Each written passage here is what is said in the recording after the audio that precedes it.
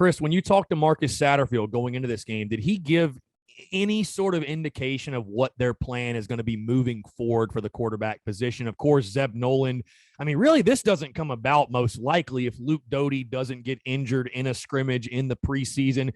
Shane Beamer said he's going to be 100% back this week. He'll be back for East Carolina. So, of course, the conversation from the fan base and those around Gamecocks football turns to, okay, who's QB1?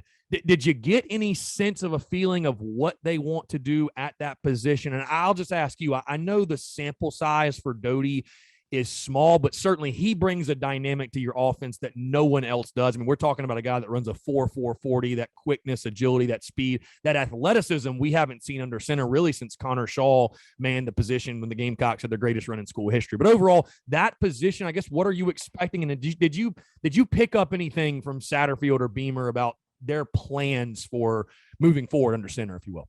Yeah, they were kind of close to the vest on it. Right. I asked them about the timeline for Doty's return. Obviously, they made the announcement, I guess, today about expecting him back for this week's game against East Carolina. But, it's a luxury to have a guy like Zeb Noland that you can trust. It is a small sample size with some mixed reviews last year on what we have with Luke Doty. You're right. I think the athleticism and the explosiveness that he brings at the quarterback position is something that you can certainly use, particularly when you're down in talent a little bit. I do like, though, now, again, I mentioned the tight end position. The running backs are extremely deep, as we saw last night with both White and McDowell.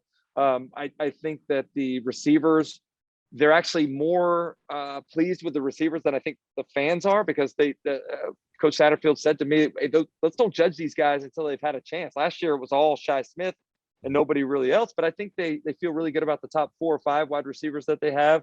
So, I think at the end of the day, you have in one guy, Zeb Noland, a game manager, a self-admitted game manager that's just there to distribute the football. And then Luke Doty, a guy that can bring a little bit more explosiveness to the offense, but I think also brings a little more risk in some of the plays that he tries to make. So it'll be interesting to see what they decide to do, particularly with Georgia on the horizon the following week after East Carolina, and watching that Georgia defense. I don't know if you have a chance to watch that game or not, but it's amazing how fast those guys are, how aggressive they are, and how well coached they are on that side of the ball.